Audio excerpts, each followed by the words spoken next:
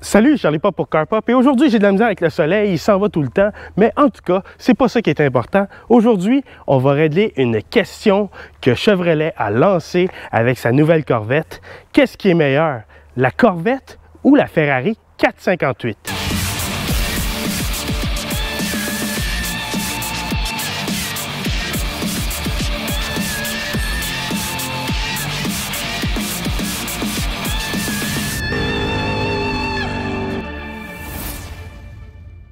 Donc, d'où provient cette question-là? Bien, Chevrolet, lorsqu'ils ont développé la nouvelle Corvette, ils se sont fortement inspirés de la 458.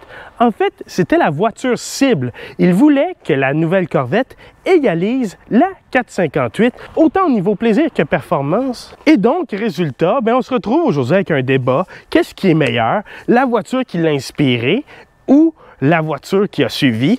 L'élève contre le maître. Aujourd'hui, ce que je propose, c'est qu'on va accorder un point au véhicule qui va mieux exceller dans une catégorie. On va avoir extérieur, intérieur, mécanique, etc., etc.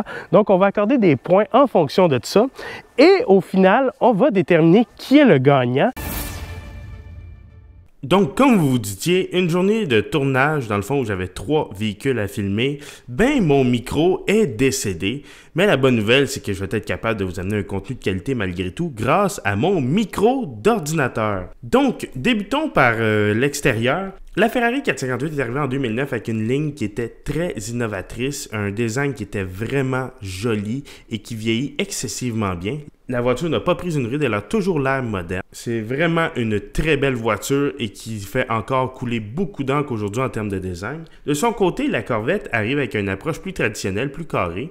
On a repris le design des précédentes Corvettes et on l'a retravaillé pour l'adapter à la sauce moteur centrale. C'est une voiture qui est également très jolie, mais qui n'a pas la présence de la Ferrari. Et pour cette raison, j'accorde un point à la Ferrari pour son design. Côté aérodynamique maintenant, la Ferrari 458 est arrivée avec de nombreuses innovations aérodynamiques, des trappes d'air à gauche, à droite, comment on utilise l'air pour maximiser le rendement de certaines composantes, etc., etc. Vraiment, la 458 est allée beaucoup plus loin en termes d'aérodynamique que la Corvette, qui, elle, a une approche beaucoup plus traditionnelle, probablement due à son prix qui est beaucoup moindre que la Ferrari 458 à l'achat. On utilise pour faire de l'effet de sol, un aileron, un plancher plat et une bavette à l'avant, tandis que Ferrari, on a vraiment travaillé l'aérodynamisme à tous les niveaux et on a vraiment innové. On a fait la voiture le plus aérodynamique possible sans perdre pour autant de l'effet de sol. Donc, le point va à Ferrari. Au niveau de l'assemblage, la qualité d'exécution, je n'ai pas le choix d'aller pour la Corvette. Chevrolet nous arrive avec un produit qui a beaucoup plus de rigueur dans l'assemblage que par le passé. Et on a vraiment un produit qui a un assemblage haut de gamme. On a consulté Cadillac pour l'assemblage de la Corvette et pour le choix de certains matériaux. Et résultat, ben, la Corvette est beaucoup mieux assemblée que la Ferrari. Ceci étant dit, la Ferrari demeure très bien assemblée et la qualité de la peinture chez Ferrari est juste incroyable. Mais la Corvette est mieux assemblée et pour cette raison, je lui accorde un point. Au niveau de l'intérieur maintenant, Chevrolet, encore une fois, a travaillé avec Cadillac pour les matériaux à l'intérieur. On a une qualité d'assemblage et d'exécution qui est vraiment sensationnel pour le prix. On a vraiment des beaux matériaux, du cuir partout. Vraiment, Chevrolet a travaillé super bien. Ferrari, de son côté, a une présentation intérieure également très réussie, une qualité des matériaux qui est excellente, une qualité d'assemblage, par contre, qui est en recul par rapport à la Corvette. Et pour cette raison, j'accorde un point à la Corvette. Niveau ergonomie maintenant, la Corvette arrive avec un écran tactile Google qui va super bien. Tout est bien placé. Le seul défaut que je verrais, c'est la lignée de boutons pour contrôler la climatisation qui est un peu mal placée, qu'il faut apprendre à maîtriser, mais sinon tout va bien. Ferrari de son côté avait essayé d'innover avec leur intérieur cockpit et d'avoir tout contrôlable dans les mains du conducteur. Donc on retrouve un paquet de boutons sur le volant, on retrouve des écrans devant nous qu'on utilise, des molettes de chaque côté pour utiliser, et ces écrans-là, ben, sont vraiment pas instinctifs. Faut appuyer sur OK pour activer certaines fonctions, etc., etc. Ça ne fonctionne pas. Si vous avez vu mon vidéo de la 458, vous allez comprendre ce que je veux dire. Et pour cette raison, j'accorde un point à l'ergonomie pour la Corvette. Niveau espace de chargement, espace cargo, espace pour les gens, Corvette, on se sent un peu plus serré, mais on peut vraiment prendre une position position de conduite beaucoup plus confortable que dans la Ferrari, qui elle, on dirait que les pédales sont au même niveau que le volant. Donc on a l'impression que les pédales sont proches et que le volant est loin ou vice-versa. Bref, la position de conduite dans la Corvette est vraiment mieux. Et niveau espace, la Corvette a beaucoup plus d'espace cargo. Elle a un espace arrière où on peut mettre un sac de golf. Chevrolet connaît ses acheteurs. Tandis que Ferrari, on a juste un espace cargo à l'avant qui est plus petit. Point Corvette. Niveau motorisation, Chevrolet utilise le terme « bigger is better » pour obtenir sa puissance. Donc, on a un V8 6,2 litres à culbuteur, donc un moteur pas très raffiné, que l'on retrouve également dans la Cadillac Escalade et dans le GMC Sierra Denali, pour ne nommer que ceux-là. Bref, c'est un moteur qui est répandu chez GM. C'est un moteur qui est très fiable et très connu, mais qui est très archaïque. Tandis que de son côté, Ferrari arrive avec un V8 4,5 litres à maneton plat entièrement dédié au véhicule et c'est un moteur qui est excessivement puissant et performant même encore aujourd'hui. Donc niveau motorisation, je donne le point à la Ferrari. Niveau puissance moteur, donc le nombre de chevaux, la Corvette a 495 chevaux, la Ferrari 570, je donne un autre point à la Ferrari. Par contre, au niveau couple, la Ferrari a 398 livres-pieds de couple, alors que la Corvette en a 460. Point Corvette.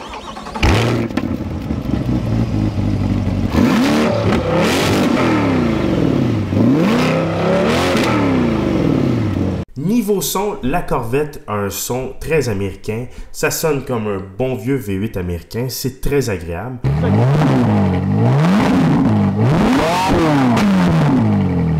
Mais la Ferrari a un son incroyable. Le moteur monte à 9000 tours minute et le son est juste fou. Point Ferrari. Niveau transmission, Ferrari nous arrive avec une transmission à double embrayage à 7 rapports, qui était quand même assez avancée technologiquement à l'époque, tandis que la Corvette, elle, nous arrive avec une transmission à double embrayage à 8 rapports, donc plus avancée, et c'est une transmission qui est étagée pour maximiser le rendement en accélération. Point Corvette. Niveau châssis, la Corvette utilise un châssis de type spatial en aluminium et en acier, tandis que la Ferrari également utilise un châssis de type spatial, mais entièrement en aluminium.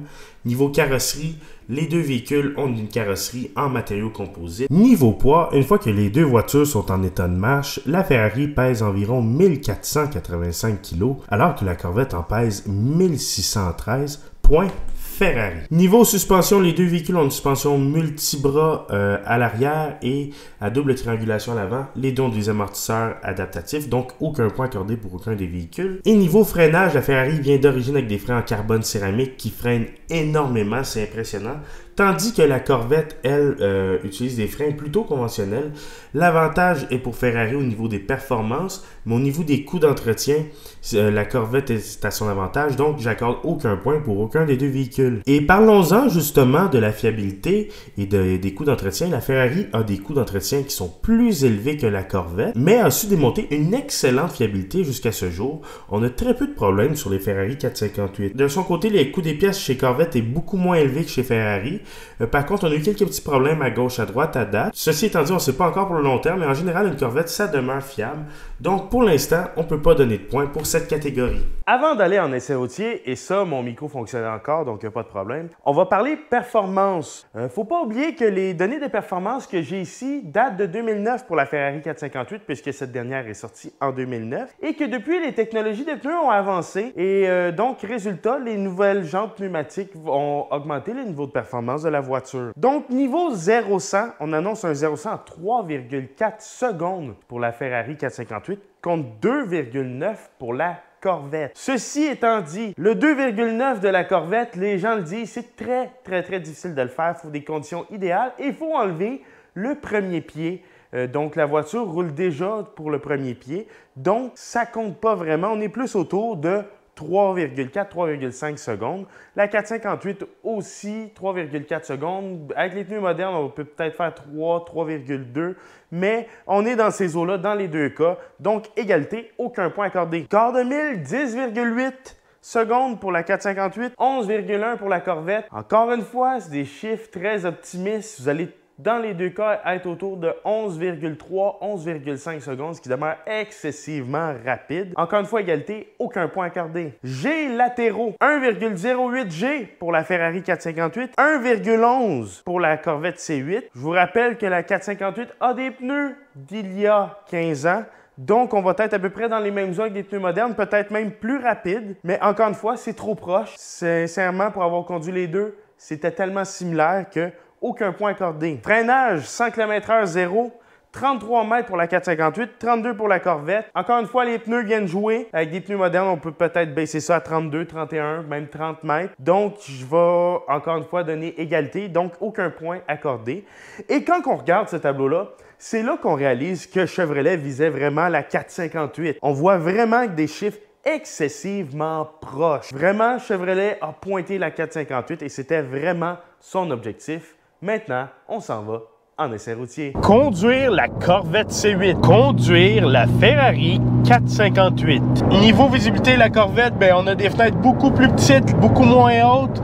On se sent plus dans un cockpit, tandis que la visibilité dans la Ferrari est meilleure. Point Ferrari. Sonorisation, on a la Corvette décapotable. C'est pas ce qu'il y a de mieux insonorisé, c'est comparable à une Corolla ou une Civic, mais c'est supérieur à la Ferrari. Point Corvette.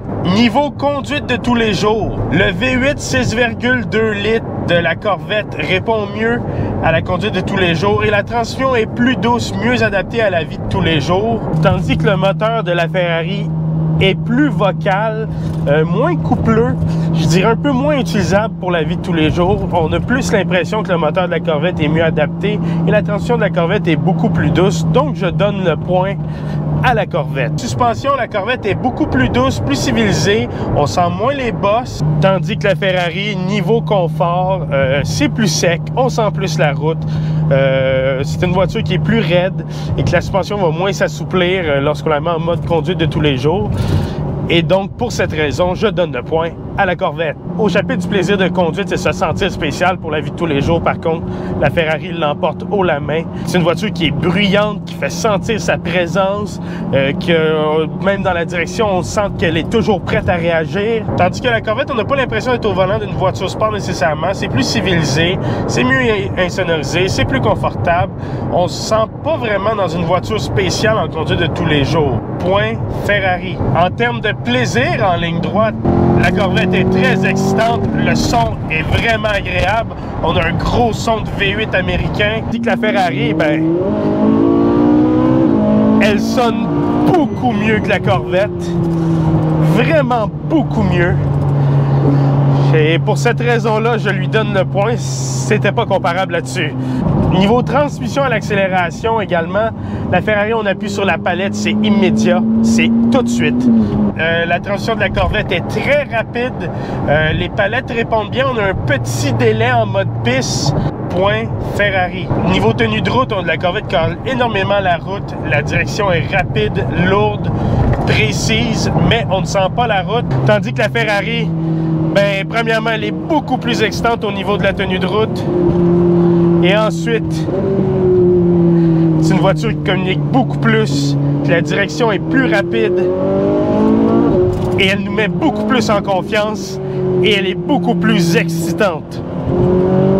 Point Ferrari. Au final, la Corvette, c'est vraiment une voiture qui est incroyable pour le prix. On a vraiment une tenue de route superbe et une voiture qui est très civilisée pour l'utilisation de tous les jours. C'est incroyable d'avoir ce niveau de raffinement-là pour le prix demandé. Vraiment, Chevrolet a fait ses devoirs. Tandis que la Ferrari, c'est pas pour rien qu'on dit toujours, ça c'est la Ferrari des sandales, ça c'est la Ferrari de ci, c'est la Ferrari de ça. La Ferrari est à mon avis la référence au niveau de la conduite par rapport à la Corvette. J'enlève rien à la Corvette, c'est une voiture qui est très performante, qui est très capable et qui pour le prix est vraiment impressionnante. Mais la Ferrari est juste supérieure.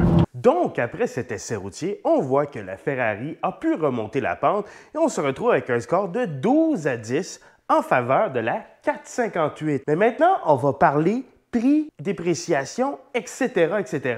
et on va déterminer qui est le gagnant final de cette bataille épique entre la Corvette et la Ferrari 458. Donc, niveau prix, la Ferrari 458, ben, elle vaut aujourd'hui environ 300 000 $, qui est un prix extrêmement élevé, tandis que la Corvette, elle, vaut 98 500 $. Donc, on voit qu'on a une différence d'environ 200 000 $ entre les deux véhicules. Et pour cette raison, j'accorde un point par tranche de 10 000 $.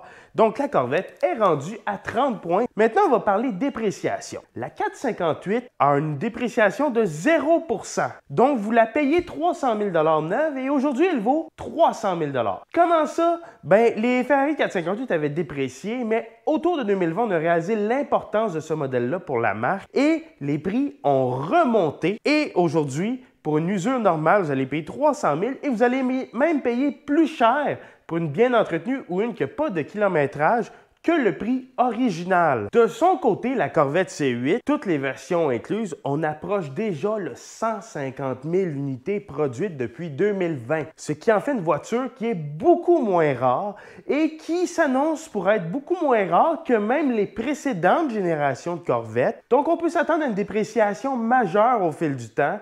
La bulle est en train de briser tranquillement sur la Corvette C8. À sa sortie, les gens capotaient, ils voulaient cette voiture-là et ils l'achetaient plus cher que ce qu'elle valait au concessionnaire. Mais là, les prix sont en train de redescendre. Et sur 15 ans, si je regarde une Corvette 2009 par rapport à une 458 2009, on a 53 % de dépréciation. Donc, j'accorde un point par tranche de 2 % de dépréciation à la 458. Donc, après cette bataille qui était serrée jusqu'à ce qu'on parle prix, la Ferrari 458 l'emporte sur la Corvette avec un score de 38,5 contre 30 pour la Corvette. La Ferrari 458 est la bébelle de l'année sur CarPop. Sur ce, merci d'avoir regardé cette vidéo. On s'en vient avec d'autres contenus super intéressants sur CarPop, donc abonnez-vous. On n'a pas fini de parler de voitures exceptionnelles.